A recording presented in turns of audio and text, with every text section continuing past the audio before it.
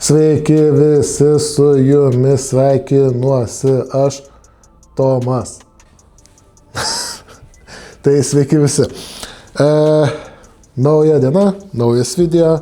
Šiandien truputėlį trumpiau filmuosiu, trumpiau būsiu čia, kadangi realiai tik sužymiu laidus ir norėčiau truputėlį prieš 8 išvažiuoti, kad jums dar spėti kelti video. Dabar pat atvažiuoja irgi Lukas, tai toliau krapštysis elektrisai, galbūt uždės ratą, tai kitam video tikriausiai tam pačiam video, bet jau kitos dienos video galimai matysit jau mocą su ratu. Bet vėlgi, dabar kai montavau video, labai daug prisiplanuoju, gaunasi realybė, planuojasi daug, o pasidarai vos kelis darbus. Tai gal labai nespoilinsiu į priekį, ką darysim, tiesiog viską darom po truputėlį ir po biškį kažkokį rezultatą pasieksim kartu. Tai va, tai kaip ir minėjau, laidynas, susiradęs turiu tiek pačios Hondos, tiek Dakotos skydelio visas diagramas. Visas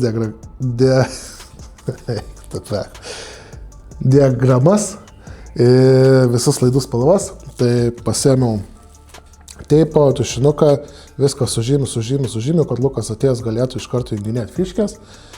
Ir tiek, tai keliauju daryti labai įdomaus ir gero darbo ir tikriausiai susitiktume už kelių sekundžių.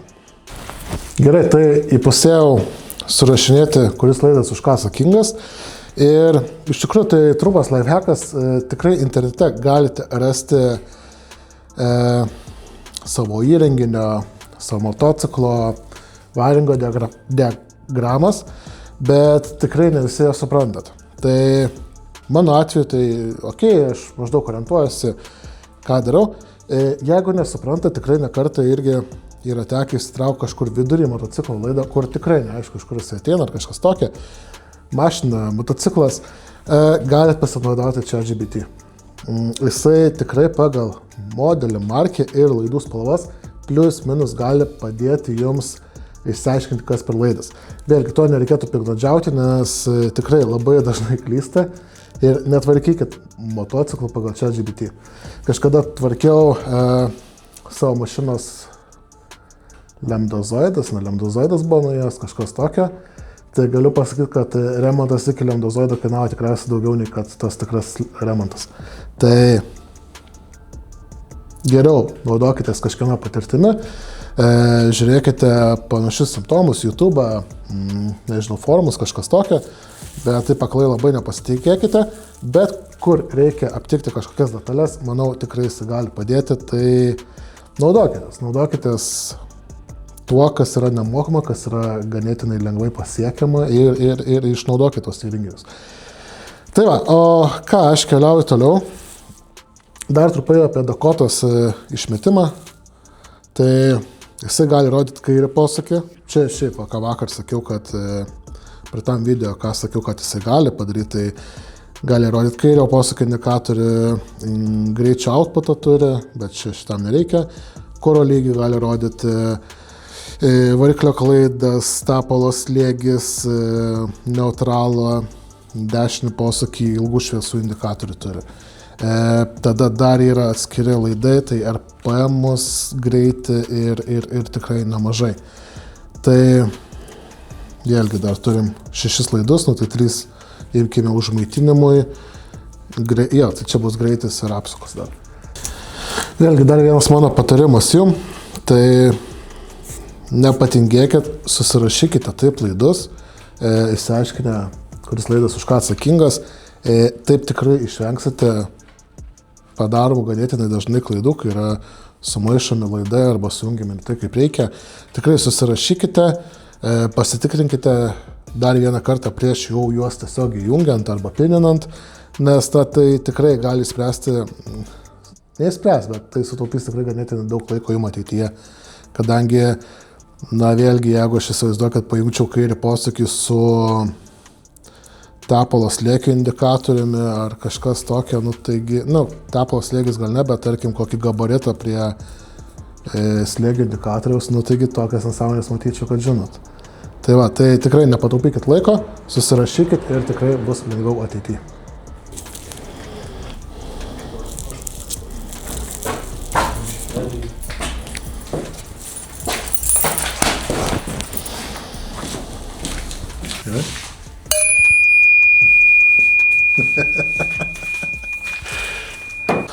Kai tai Lukas pakeitė guolius, guolių salnikus, viską surinko, dabar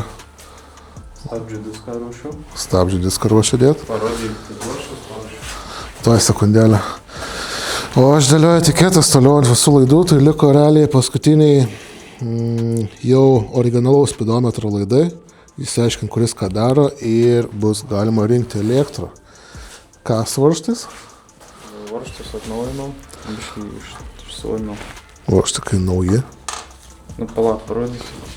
Kam pirkti, jeigu galima atnaujinti? Na ja, skirtumas tai kaip diena naktis. Nice. Galim dar parodyti, kaip padaryti, ne visi moka. Nu, davai, laivhekas biškai. Sėmi grėlę.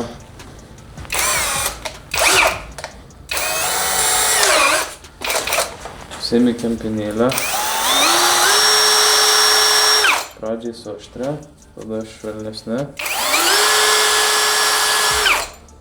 Ir tada vilna. Vilna vadinasi, ne? Jo. Plieno vilna. Nu, super. Tai va, lengvas haifekas, kaip sutaupyti kartais centus, o kartais labai daug dienų ieškojimo varžto, jeigu, pavyzdžiui, iš Amerikos, ne? Nu. Gerai. Ilgai reikia laukti, o važiuoti reikia jau. Tai va, gerai, mes einam toliau dirbti. Kai tai uždėjom ratą, Lukas priveržinė ašį. Ir tiek, tai užsideda ratas, reikės išvalyti, perrinkti suportus ir tada bus galima eiti krapštyti elektros. Viskas, Lukas eina perrinkti suportus, o mes čia šiandien atsisveikinam. Aš keliauju namo. Davai. Davai. Bye. Iki. Daug žaibų. Va, viskas. Čiau. Palikau Luką garaže, važiuoju jum kelti video. Lukas eis perrinkinėti suportų, kadangi vėlgi, jeigu reikės kažkokio RAM komplekto ar kažko tokio, tai 5 dienos laukimo. Ir tiek, tai visai fainai, visai gerai jaučiuosi, mocas jau renkasi, tikrai žymiai smagesnis nuotaikėlės, viskas super. Rytoj dar atvažiuosiu, čia vieną kitą dalyką papoliruosiu, nusirinksiu, tiesiog išrinksiu, papoliruosiu, išvalysiu ir vėl sudėsiu, pakojus, tai pažiūrėsiu, gal truputėlį rytoj irgi pafilmuosiu. Ir jaučiu, kad viską šitą dalį nominuosim šeštadienį su Bikerio sezono Kaune atidarimu.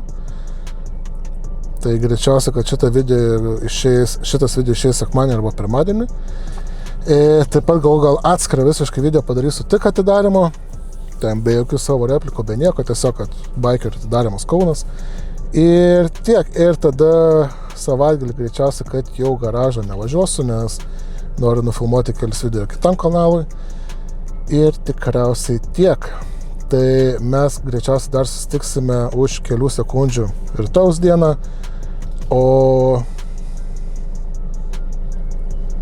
tiek. O naujas sezonas nuo pirmadienio. Tai va, ne sezonas, bet, sekantį dar seriją filmuosim pirmadienį. Tai tiek, šaika, tai kol kas ir susitinkam už 1-2. Na ką, tai šeštadienis atvykom į moto sezono atidarimo Kauno regiono šventę. Tai visus jūs kviečiu kartu su manim tenai pasivaikščiot. Aš šiaip jau buvau apėjęs ratuką, paleidau droną. Grįžau čia, tam, kad galėčiau tarti žodį jum. O dabar kviečiu kartu eiti ir pasimėgauti šventės momentais su manimi. Tai kol kas ir keliaujam.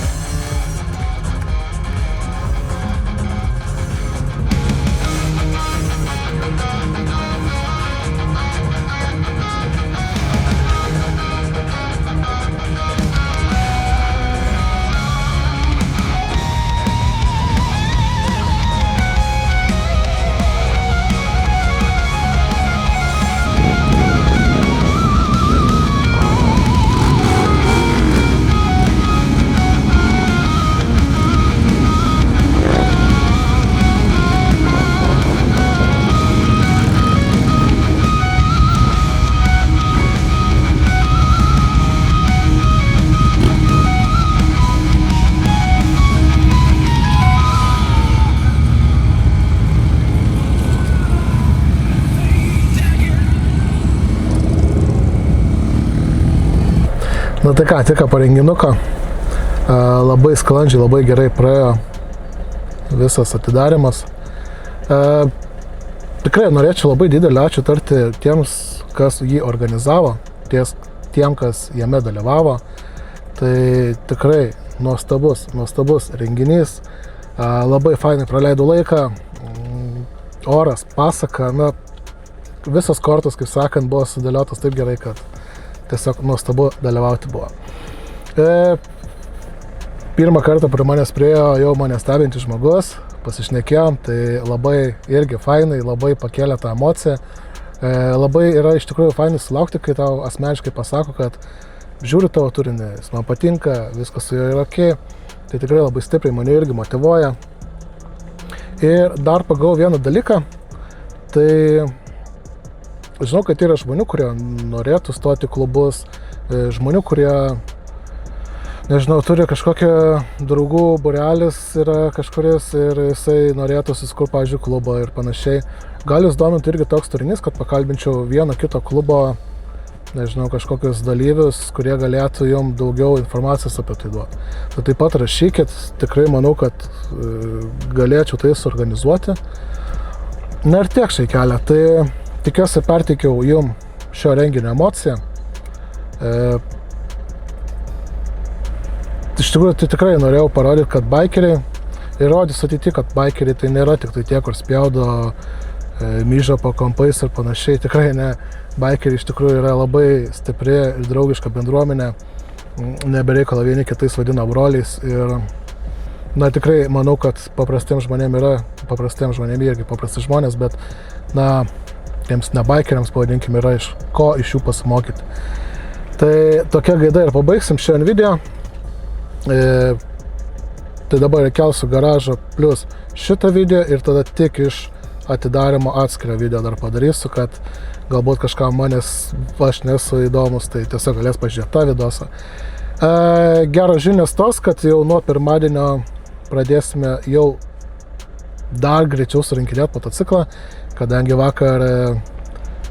penktadienį vakar su kolega susirašiau, tai jau atsiuntė fotkės, kad dažo mano detalės. Taip pat kitą savaitę keliauja O-ringai.